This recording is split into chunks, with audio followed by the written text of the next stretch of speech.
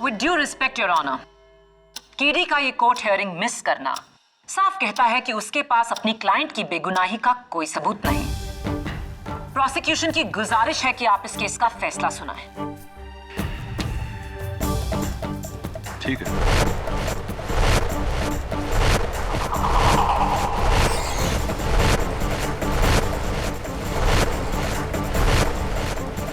10:30 बजने वाले हैं और योर ऑनर, लेकिन अभी तक 10:30 बजे नहीं। केडी, ये कोई टाइम है अदालत पहुंचने का? I am extremely sorry your honour. Have you forgotten the decorum of the court? तुम्हारा ड्रेस कोड क्या है? मैं अदालत का वक्त जाया नहीं करना चाहता था, इसलिए इसी तरह आना पड़ा। What has happened to you? ये तुम्हारी ये हालत कैसे हुई है? दरअसल बात यह है कि अब तक मैं उसी कब्रिस्तान में 2 गज जमीन के नीचे गाड़ा गया था। क्या?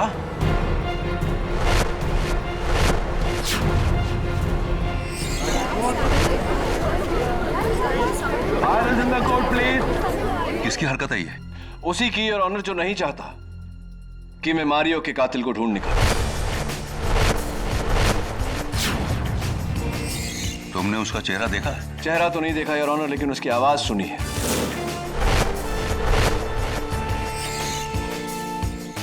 कौन है? योर ऑनर, जब से ये केस शुरू हुआ है मुझे फोन पे धमकियां आ रही हैं। और आज कब्रिस्तान में जब मैंने वो आवाज सुनी, गुड बाय केडी, तो वही आवाज थी, लेकिन एक फर्क, उसमें एक टोन था जैसे कि फोन पर हमें सुनाई देती। यानी? इसका मतलब योर ऑनर कि कोई वॉइस चेंजर या वॉइस डिस्टॉर्टर से बात कर रहा है। एक ऐसी मशीन जो पतली आवाज को मोटी बनाती है।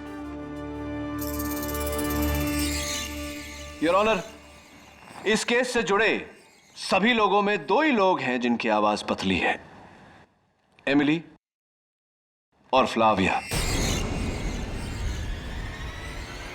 और चूंकि एमिली जेल में थी, जाहिर सी बात है कि यह आवाज फ्लाविया की है।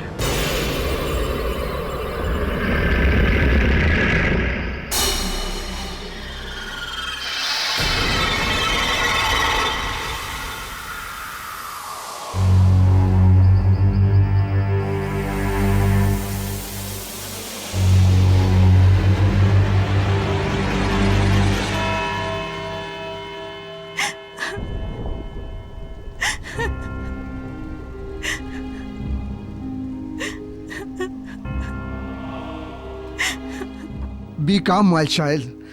तुम इस तरह रोएगा तो आंट सिंथिया की आत्मा को तकलीफ पहुंचेगा। Don't cry, don't cry. Okay dad, अगर ऐसी बात है तो आई विल नॉट क्राई। और वैसे भी मेरा हस्बैंड मारियो ने आंटी को जीती जी क्या कम तंग किया होगा। बेटे, मारियो तुम्हारे साथ नहीं आया? उस बेशरम को क्या पता कि फैमिली का कीमत क्या होता है। नशे की हालत में पड़ा होगा किसी रोड पर। उसका इररिस्पॉन्सिबिलिटी ने तुम्हारा नहीं, पूरा गोम्स फैमिली का लाइफ बर्बाद कर दिया बेटे।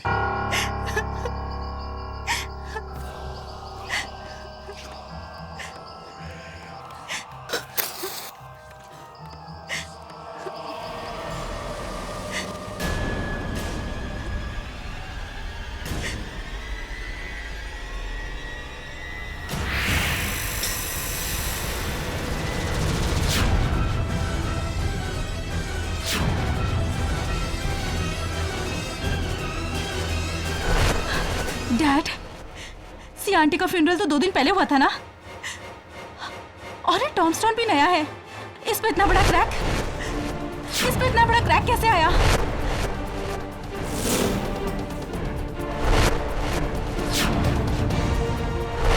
ये क्रैक? पता नहीं बेटा। ओह गॉड! और देखिए डैड, आसपास ये मिट्टी। डैड, ऐसा लग रहा है कि जैसे इसे किसी ने खोदा हो। What are you saying, Flavia? ये सिंथिया का कब्र कौन खोदा? कुछ तो गड़बड़ है। फ्लाविया, ये तुम क्या करता है? किसी का कब्र खोदना क्राइम है, क्राइम। ये तुम सिंथिया आंटी का कब्र क्यों? मुझे 100% यकीन है कुछ न कुछ जरूर गड़बड़ है, और मुझे तो डर है कि कहीं मारियो ने आंटी का कब्र खोदा होगा। मारियो ऐसा क्यों करेगा? पूरी जायदाद का झगड़ा पता होने के बाद भी आप ऐसे सवाल पूछ रहे हो? लेकिन please dad, help me.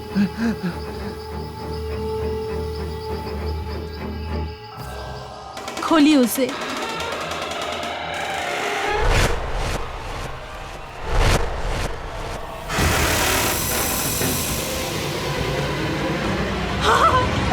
Mario!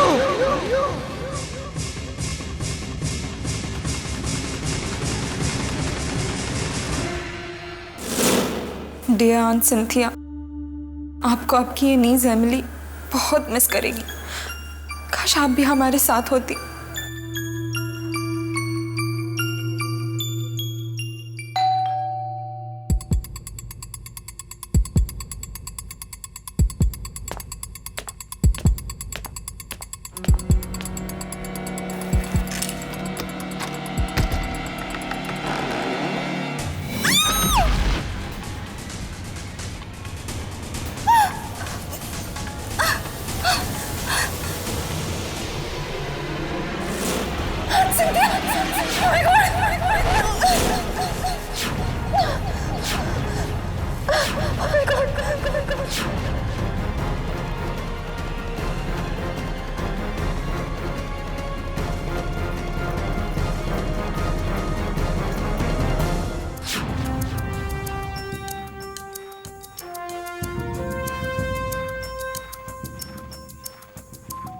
अजीब, बहुत अजीब।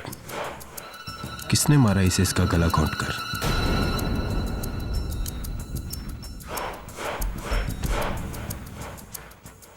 गले में चेन डालकर मारा इसे। ये देखो, इसके गले पे चेन की कड़ियों के निशान साफ दिखाई दे रहे हैं। साफ, ये चेन मिली बार कोने में।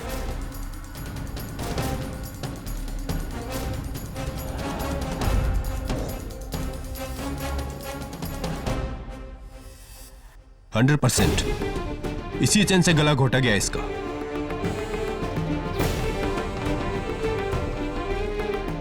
और रिचर्ड, मेरी भांजी एमिली का पति। बट इंस्पेक्टर, ये चेन रिचर्ड्स का नहीं है, एमिली का है। एमिली रहती कहाँ है? रिचर्ड, आंट सिंथिया की बॉडी हमारे घर पे, इतनी दूर उस ग्रेवयार्ड से। नहीं, मुझे नहीं पता कैसे। अब मैं क्या करूं? Oh my God, I'm so scared. क्या करूं? रिचर्ड, बॉडी बहुत भारी है, मैं उसे नहीं उठा सकती। तुम कब पहुंच रहे हो घर? जल्दी आओ वरना पुलिस। Oh my God, दरवाजा खुला है।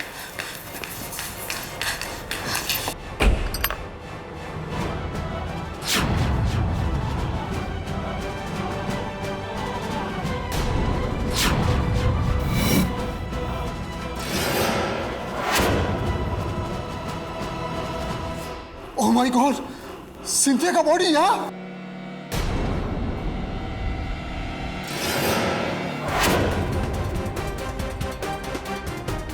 मुझे कुछ नहीं पता, मैंने कुछ नहीं किया है। ये सब मारियो की चाल है, उसी ने मुझे फंसाया है। मारियो मर चुका है। What? और उसे तुमने मारा है। You are under arrest, Mrs Emily Francis. नहीं, मैंने कुछ नहीं किया, मैंने किसी को नहीं मारा, ये सब झूठ है। चलो। नहीं, मैंने कुछ नहीं किया, छोड़ दो मुझे। नहीं।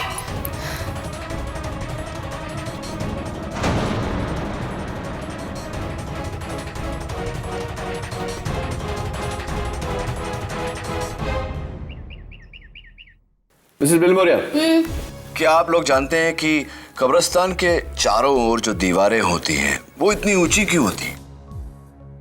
नहीं सर, क्यों? सिंपल, क्योंकि ये रिंगटोन तुमने लगाई है मेरे फोन पे। Yes sir. Bad ringtone. Hello, Richard Francis तुम्हारे पास अपनी बीवी का केस लेकर आएगा। उसका केस मत लेना, वरना पछताओगे। अच्छा, really? Thank you for the advice, लेकिन आप कौन? Hello hello, that's weird, like your ringtone, that's also weird, please change it. Yes, sir. So I'll get that.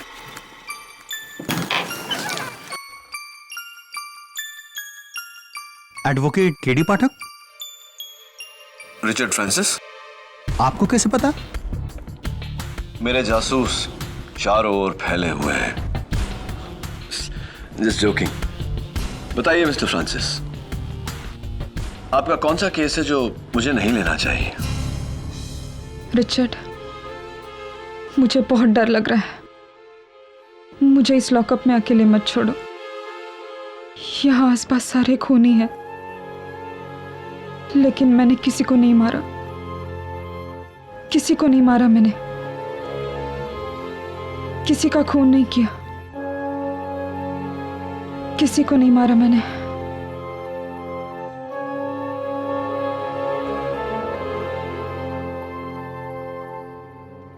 जब से ये हादसा हुआ है ना केडी, तब से बस ये ऐसे ही डरी, सहमी, बहकी बहकी सी बातें कर रही है. तो अब तुम ही बताओ रिचर्ड, ये कब्रिस्तानी कहानी का राज क्या है? गोम्स फैमिली में सबसे बड़ी आंट सिंथिया थी. उन्होंने शादी नहीं की और मारियो गोम्स उनके भाई के बेटे थे. और एमिली उनकी बहन की बेटी. मारियो और एमिली दोनों ही कजन्स थे. और मैं रिचर्ड फ्रांसिस, एमिली का पति हूं. और वहां बैठी फ्लाविया गोम्स, मारियो की बीवी. और वो दोनों कौन हैं? वो अंकल एल्बर्ट हैं, आंट सिंथिया के छोटे भाई. और जो उनके बगल में बैठा है वो रॉजर. वो आंट सिंथिया की देखरेख करता था. यानी कि एक अकेली बूढ़ी आंट सिंथिया और आप सब उनके परिवार के लोग. जी. जिसमें से सबसे बड़े हैं एल्बर्ट गोम्स. योर ऑनर, मेरा बड़ा सिस्टर सिंथिया का गोवा में 40 एकड़ जमीन है. उस जमीन का मार्केट वैल्यू 70 करोड़ से कम नहीं. एमिली और मारियो का दोनों का इस जमीन पर नजर था. और हमको ऐसा लगता है कि उसी जमीन के वास्ते एमिली ने मारियो को मार डाला.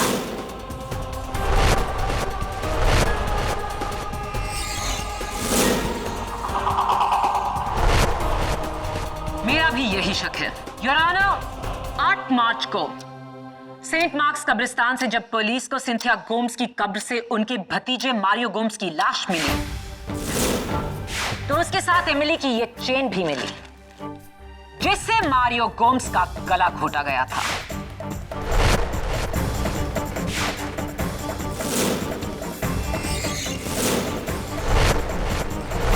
जाहिर है पुलिस उसके बाद एमिली के घर पहुंची, जहां से शॉकिंगली उन्हें सिंथिया गोम्स की लाश बरामद हुई.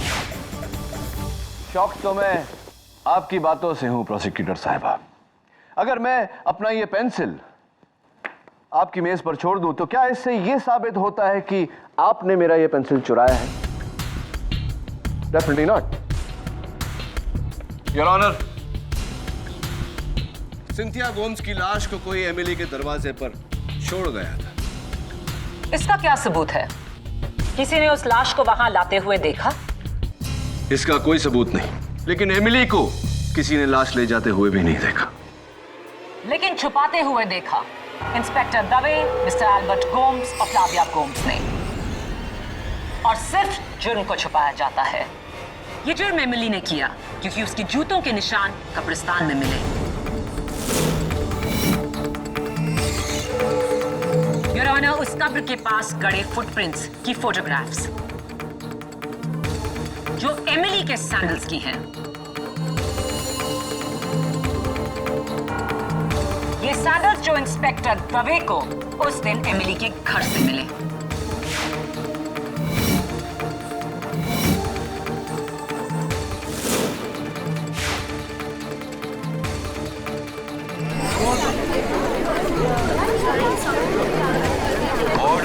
ऑर्डर। और इन सैंडल्स पर जो मिट्टी है उसी कब्रिस्तान की है।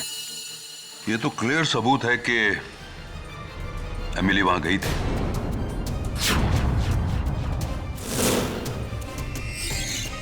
और इतना बेहतरीन प्लान लेकर मारियो को मारकर उसकी लाश को ऐसी जगह छुपाना जहां उसे ढूंढने की कोई सोच भी नहीं सकता।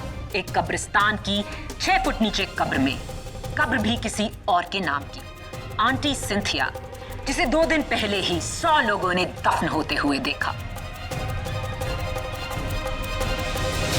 कहना पड़ेगा एक्सीलेंट हाइडिंग प्लेस एमिली, लेकिन अफसोस सिंथिया की लाश को ठिकाने लगाते हुए इंस्पेक्टर दवे ने एमिली को रंगे हाथों पकड़ा और जीनियस प्लान फ्लॉप हो गया। योर ऑनर, मुझे प्रोसिक्यूटर साहिबा को याद दिलाने की कोई जरूरत नहीं कि हर मर्डर का एक मोटिव होता है, कत्ल की वजह।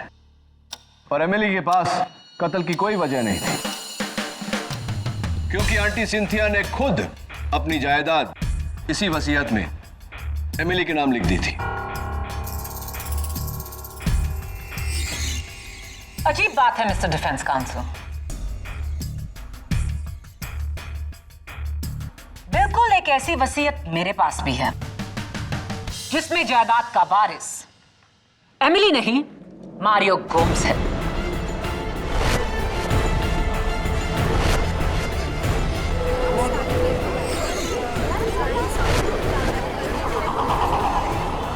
Order order. योर ऑनर, एक जायदाद के 2 दावेदार, कजिन्स मारियो और एमिली। इसीलिए एमिली ने मारियो की जान ली, ताकि मारियो की मौत के बाद सारी जायदाद एमिली फ्रांसिस के नाम हो।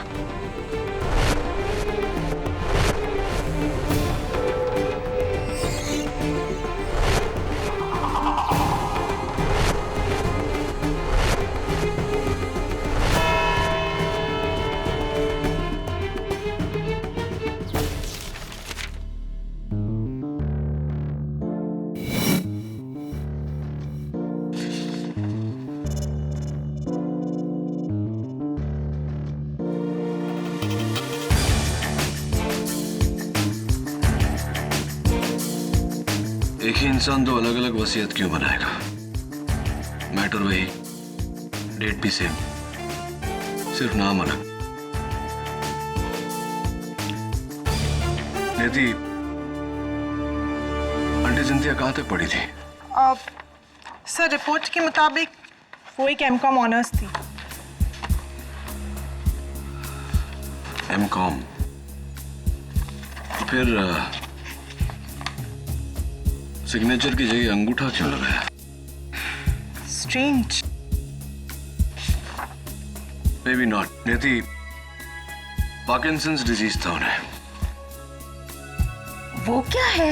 मिसेस बिलमोरिया, पार्किंसंस डिजीज, जहां मरीज के हाथ पांव हिलते हैं, ट्रेमर होते हैं, इसीलिए वो पेन उठाकर सीधा सिग्नेचर नहीं कर पाते, जिसके कारण आंटी सिंथिया ने अंगूठा लगाया था। Please change this ringtone. K D Pathak? K D Pathak, इस केस को छोड़ दो वरना पछताओगे। सुनिए मिस्टर धमकी वाले, मैं हेलो हेलो। वो इच धमकी वाला फोन? तुम ये कॉल ट्रेस क्यों नहीं कर सकते? अनट्रेसेबल नंबर है मिसेस बिलमोरिया। नेवर माइंड, वो उसका काम कर रहा है, हम अपना काम करेंगे। निधि, गैजेट ऑफिस से पता करो कि ये दोनों स्टैम्प पेपर्स किस डेट पे इशू हुए थे। योर ऑनर, सिंथिया गोम्स की 2 वसीयत, दोनों पर सब्जेक्ट मैटर एक समान, डेट्स भी सेम, लेकिन इनमें से एक उनकी मौत के पहले बनाई गई थी और दूसरी उनकी मौत के बाद।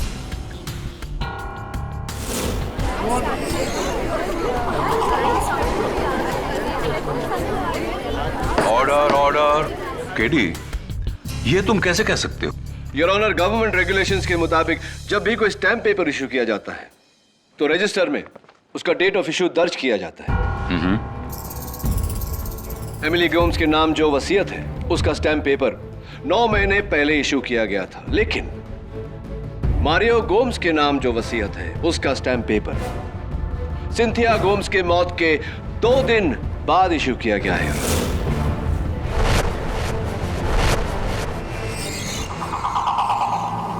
तो फिर इस पर सिंथिया गोम्स के अंगूठे का निशान कैसे आया मरने के बाद? अनफॉर्चुनेटली योर ऑनर, इस केस से यह जाहिर हुआ है कि मौत के बाद भी अंगूठे का इस्तेमाल किया जा सकता है वसीयत पे थंब इंप्रेशन लेने के लिए, भले ही ऐसा करने के लिए कब्र ही क्यों ना खोदनी पड़े। Right mister Albert?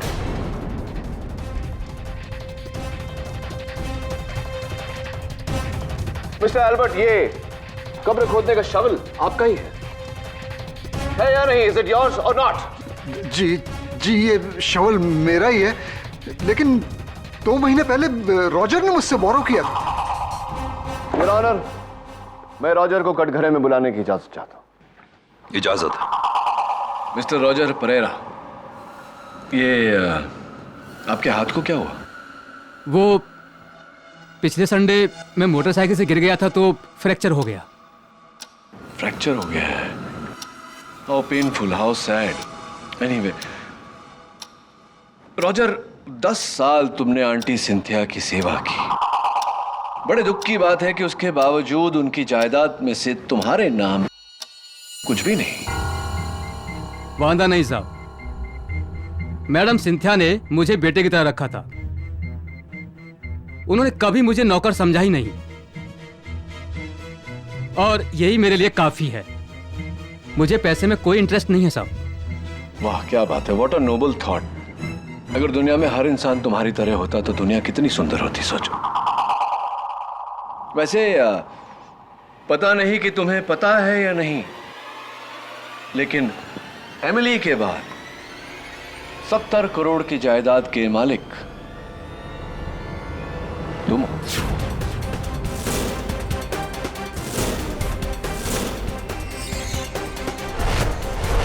यानी कि अगर एमिली को कुछ हो जाता है, फांसी हो जाती है या उम्र कैद भी हो जाती है, तो तुम सीधा डायरेक्ट नौकर से मालिक। क्या?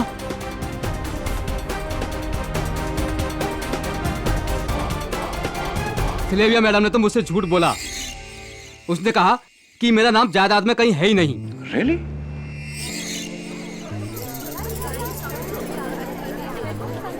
यानी ये पूरा हिस्सा ये लेना चाहती है? नहीं, मुझे मेरा हिस्सा चाहिए। हाँ, और मिलना भी चाहिए तुम्हें तुम्हारा शेयर। लेकिन उससे पहले मैं ये जानना चाहता हूँ कि कमेलियन क्या होता है, जानते हो तुम? गिरगिट जो रंग बदलता रहता है। क्योंकि देखो ना, अभी थोड़ी देर पहले तुमने कहा कि तुम्हें पैसों में कोई इंटरेस्ट नहीं, और अब तुम कह रहे हो कि मुझे मेरा शेयर चाहिए। Interesting point.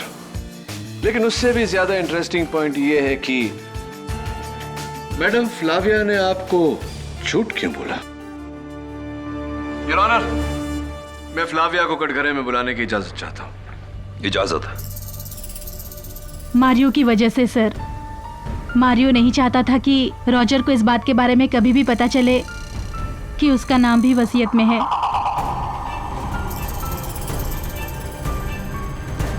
मारियो ने मुझे धमकी दी थी कि ये बात मैं उसे कभी ना बताऊं। पति ने पत्नी को धमकी दी। It's not a good thing, not good at all. कैसा पति था मारियो? मारियो एकदम अच्छा पति नहीं था। वो घर में कम और बार में ज्यादा रहता था।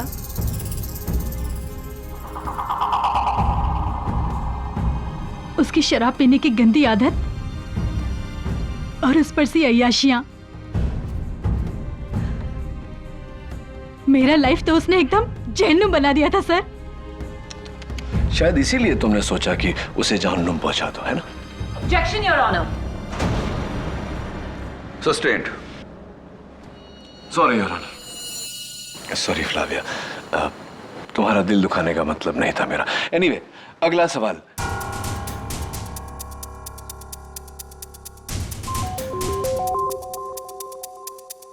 योर ऑनर, इस केस का एक बहुत ही अहम विटनेस पुलिस की गिरफ्त में आया है।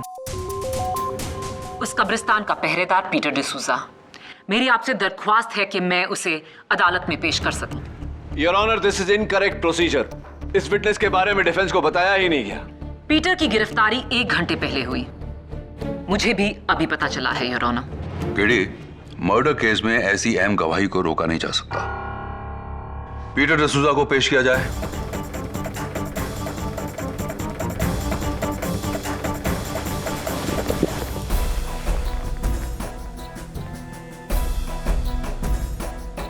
हमको माफी दे दो जज साहब, हमसे बहुत बड़ा मिस्टेक हुआ। हमको इसके लिए बहुत मनी दिया गया था। किसने दिया वो पैसा? फेस नहीं देखा, हाँ, क्योंकि सारा बात और ऑर्डर फोन पे आया था। हाँ, मगर वो एक आदमी था, उसकी वजह से मैंने ये सब कुछ किया।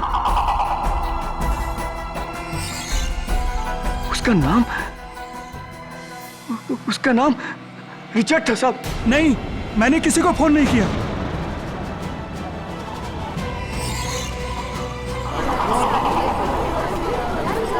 ऑर्डर ऑर्डर, मिस्टर रिचर्ड आप बैठ जाइए। मेरा शक सही निकला योर ऑनर। ये पूरी साजिश अकेली एमिली की नहीं थी, उसके पति रिचर्ड ने भी उसकी मदद की। एमिली और रिचर्ड फ्रांसिस ने मिलकर मारियो को मारा।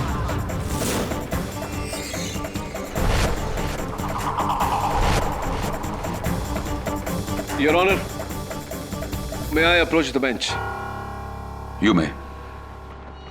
योर ऑनर, इस नए विटनेस, नए सबूत की रोशनी में मुझे थोड़ा वक्त चाहिए। लेकिन पीटर डसूजा की गवाही के बाद तुम्हारा केस और भी कमजोर हो गया। योर ऑनर, पीटर ने सिर्फ उसकी आवाज सुनी है, चेहरा नहीं देखा। मुझे पूरा यकीन है कि कोई तो है जो इस केस को गुमराह करने की कोशिश कर रहा है। वही शख्स मुझे भी धमकियां दे रहा है और ये बात मैं साबित कर सकता हूं कोर्ट में। Your honour please take more time. तो तुम्हें यह काम जल्द से जल्द करना पड़ेगा केडी, क्योंकि कल सुबह 9:30 से 10:30 के बाद इस केस की अगली तारीख 10 दिन बाद की है। तुम 10 दिन तक इंतजार करना चाहोगे या? नहीं योर ऑनर, 10 दिन में कुछ भी घुमाया जा सकता है। Tomorrow morning is okay. Granted. Thank you your honour. इस केस की सुनवाई कल सुबह 9:30 से 10:30 के बीच में की जाएगी। तब तक के लिए अदालत मुलतवी की जाती है।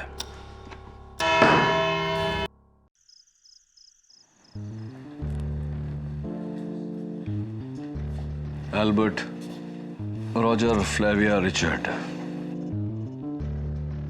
ये चारों अभी भी शक के दायरे में। इन चारों में से कोई भी हो सकता है या फिर कोई और।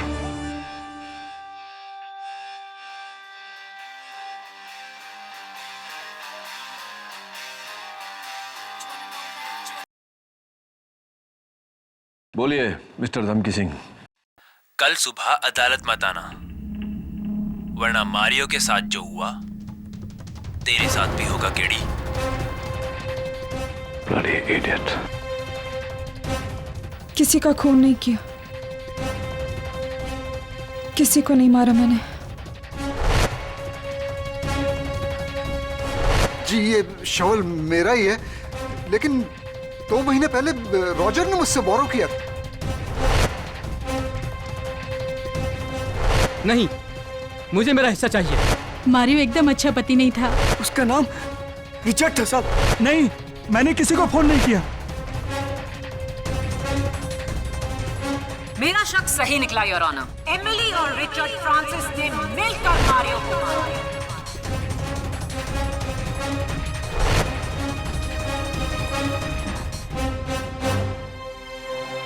सुबह के 4 बज गए नियति।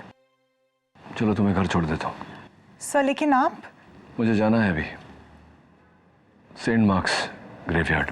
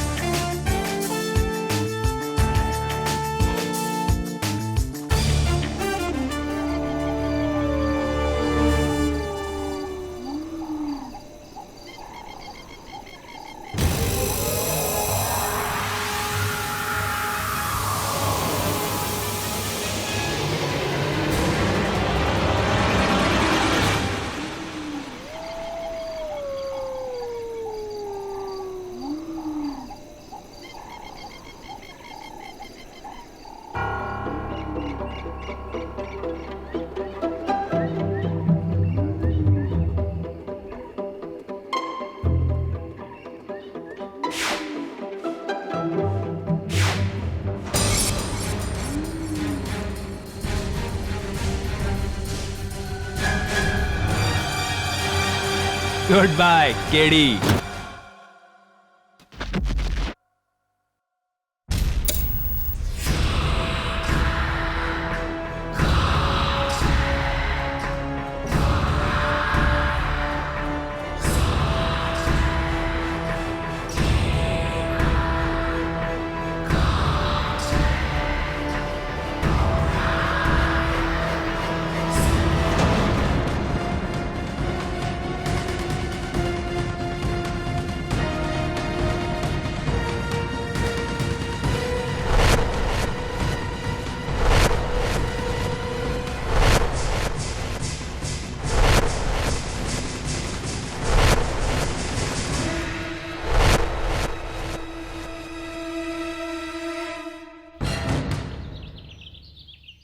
हेलो झिलमिल जी, मैं नियति ऑफिस से बोल रही हूँ।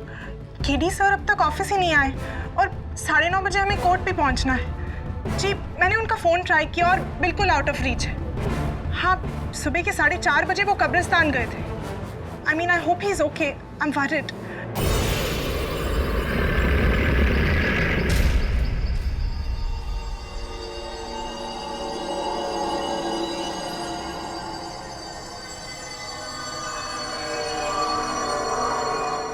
गीली मिट्टी की खुशबू। Oh my God, this is not good, Mr. K.D. Pathak, not good at all. Is anybody there?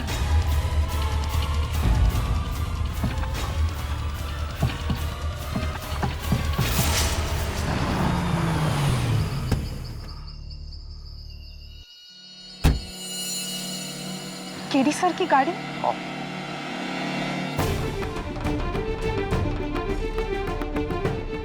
Calm down, K.D. Easy. Panic मत करो। पैनिक करोगे तो सांसें तेज चलेगी, ऑक्सीजन खत्म हो जाएगा।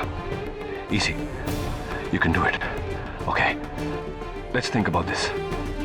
Next step. Cell phone. Right. Cell phone.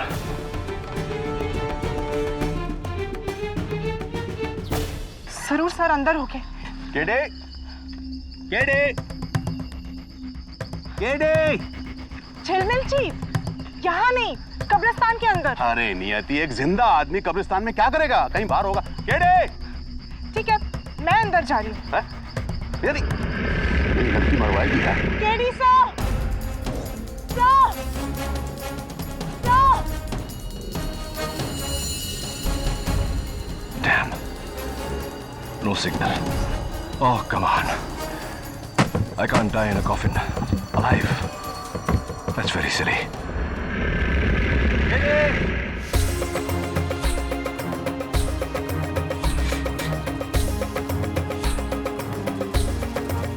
Signal भी नहीं है। इसलिए तो सर का फोन आउट ऑफ रीच आ रहा था। केडे। KD sir.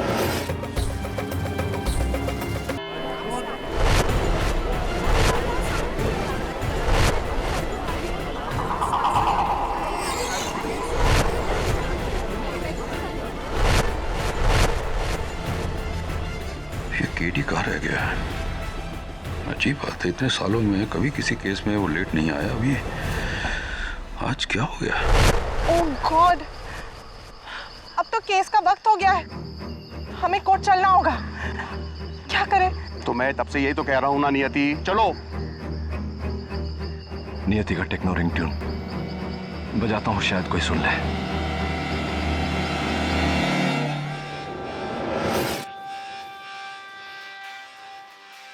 एक सेकंड। क्या हुआ? यहाँ से कुछ आवाज आ रही है, कोई इंग्लिश गाने की। गाने की? यहाँ? हाँ, हो सकता है ये किसी डीजे की कब्र होगी। अंदर भी बचा रहा होगा बेचारा। टेक्नो बीट्स, मेरा रिंगटोन। कान बज रहे हैं तुम्हारे कान। कब्रिस्तान है ये। अभी चलो, लेट हो रहे हैं कोर्ट। मुकदमा शुरू हो गया होगा। चलते। योर ऑनर, आधा घंटा हो गया है और केडी का कोई नामो निशान नहीं। Well KD, I think you are finished. Cell phone पे सिग्नल नहीं, कोई तेरी आवाज नहीं सुन रहा। ये तेरा आखिरी केस था और ये तेरी पहली और आखिरी कबर। Sorry to say good bye KD. Good bye KD. Good bye KD. Oh my God, अब समझ में आया मारियो का खून किसने किया, लेकिन क्या फायदा? कैसे साबित करूंगा कॉफिन में? योर ऑनर, मेरी राय है आप इस केस का फैसला सुना दीजिए।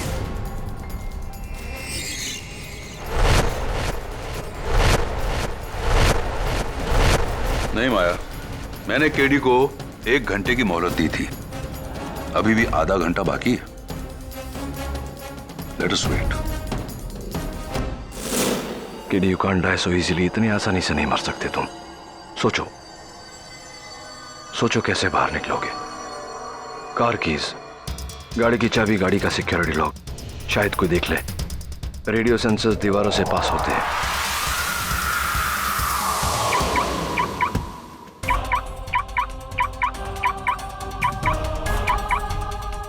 झिलमिल जी, गाड़ी की लाइट।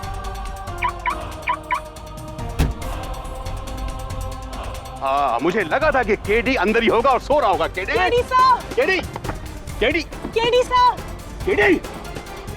अंदर तो कोई नहीं है। मैंने कहा था कि गाड़ी उसकी खराब हो गई होगी, गाड़ी यहीं छोड़ करके वो कोर्ट चला गया होगा। चलो। नहीं झिलमिल जी, आई एम श्योर ये कोई इशारा है हमारे लिए। केडी साहब में कांटेक्ट करने की कोशिश कर रहे हैं। I am sure. हो तुम पागल हो। चलो मेरे साथ चलो। देखिए, आप आए या नहीं आए, I am sure KD sir अंदर है। मैं अंदर जा रही हूँ। अरे यार, ये लड़की फिर मरवाएगी। नियति, नियति, अरे नियति। ओह, केडी सर। अरे क्या केडी, केडी यार। थिंक नियति, थिंक। सर का रिंगटोन मैंने सुना था।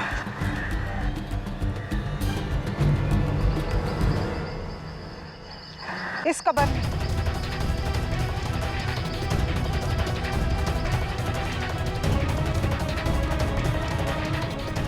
जिंदा? हाँ। नियति, तुम पागल हो गई क्या?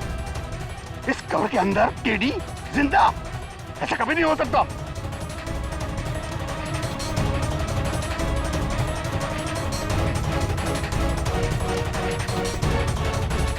झिलमिल जी, ये देखिए, यहाँ की तारीख है 1991, यानी कि 20 साल पुरानी। और यहाँ की मिट्टी देखकर ऐसा लगता है जैसे कि इसने अभी इस पे डाली हो। एक minute. I am very sorry नियति। क्या हुआ? नहीं, मुझे लगा था कि कुछ तुम में, लेकिन नहीं। Intelligent, fantastic. क्या तुमने ढूंढ निकाला है। एकदम इस कब्र की मिट्टी ताजा है। ऐसा है, लगता है कि अभी अभी ये कब्र को दफनाया गया है। झिलमिल जी, हमें ये खोदना होगा अभी इसी वक्त। मैं नहीं खोदूंगा कब्र। लेकिन आप ही तो। नहीं, मैं कब्र को हाथ नहीं लगा सकता। मैं अच्छा ठीक है, आप किसी की मदद तो ले सकते हैं ना।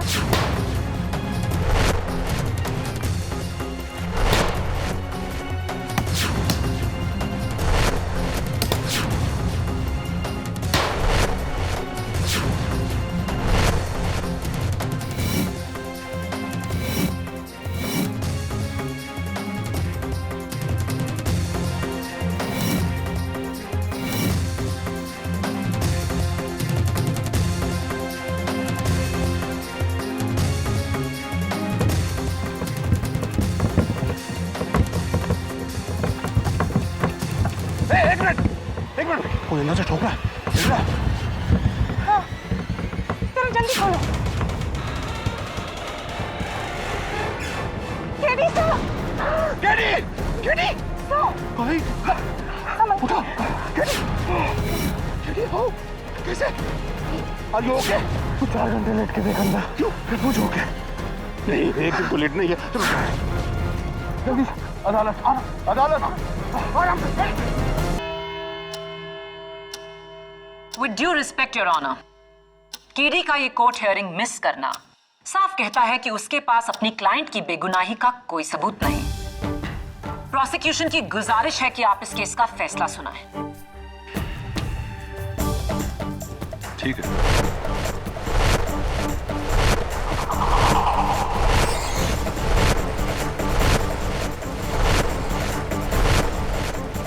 10:30 बजने वाले हैं और योर ऑनर, लेकिन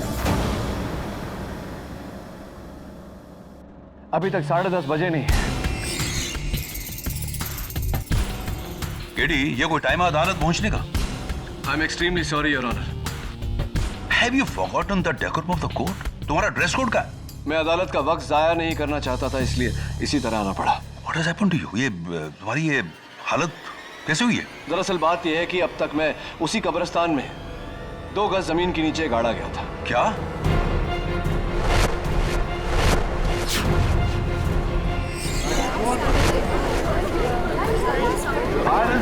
प्लीज। किसकी हरकत है ये? उसी की और ऑनर, जो नहीं चाहता कि मैं मारियो के कातिल को ढूंढ निकालूं। तुमने उसका चेहरा देखा है? चेहरा तो नहीं देखा योर ऑनर, लेकिन उसकी आवाज सुनी है।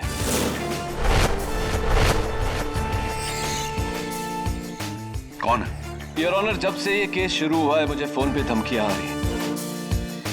और आज कब्रिस्तान में जब मैंने वो आवाज सुनी, गुड बाय केडी, तो वही आवाज थी, लेकिन एक फर्क, उसमें एक टोन था जैसे कि फोन पर हमें सुनाई देती। यानी?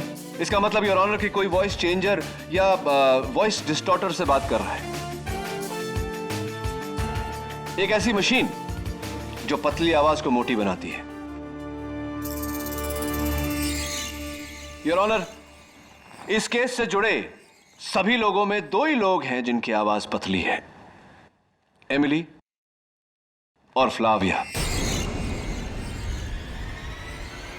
और चूंकि एमिली जेल में थी, जाहिर सी बात है कि यह आवाज फ्लाविया की है।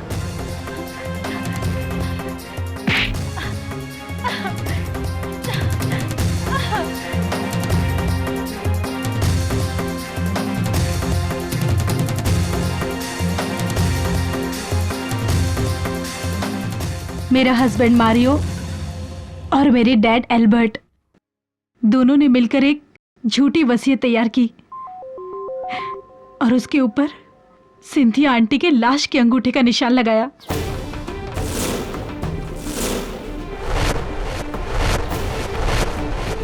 मारियो ऑस्ट्रेलिया सेटल होना चाहता था, पर मेरे साथ नहीं, उसकी गर्लफ्रेंड के साथ, वो भी मुझे धोखा देकर। इससे पहले कि वो मुझे धोखा देता, मैंने उसे धोखा दे दिया, उसकी जान लेकर।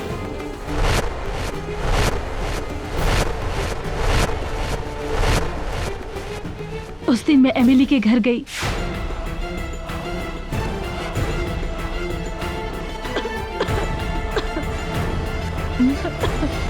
मैं अभी पानी लाती हूँ। वहां से उसके जूते और चेन चुराया और उसी चेन से मैंने अपने पति का मर्डर कर दिया।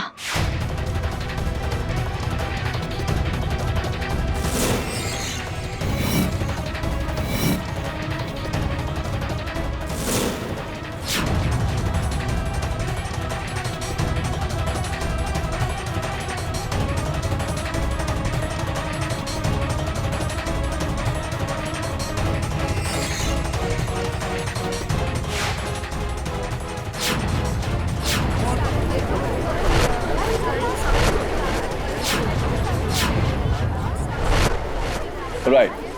फिर तुमने बड़ी होशियारी से टूटी हुई कब्र का राज फाश किया ताकि कोई तुम पे शक ना करे। फिर बड़ी चालाकी से एमिली के घर गई और उसके चुराए हुए जूते तुमने वहीं रख दिए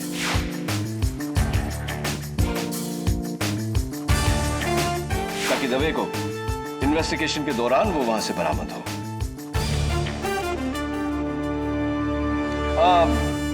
बस एक आखिरी चीज, वो जो आप आवाज बदलने के लिए जो बॉक्स यूज करती है वो जरा आपके बैग में ही होगा, चेक करिए जरा।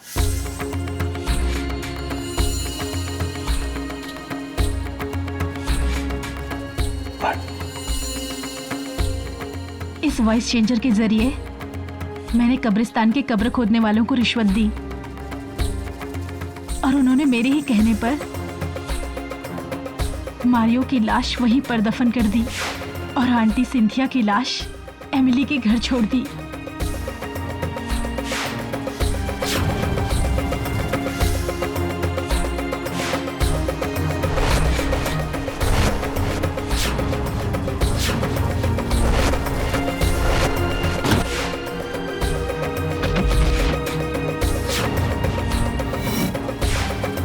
The confession is now complete, Your Honor.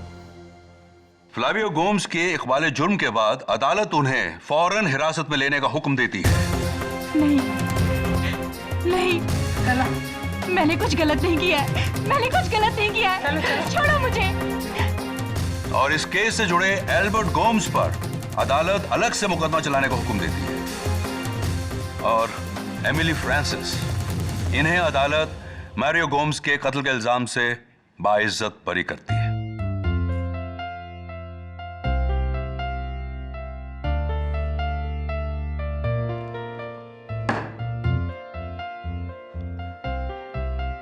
लगता है तुम मेरा पीछा कब्र में जाने के बाद भी नहीं छोड़ोगे KD. Pun intended or unintended.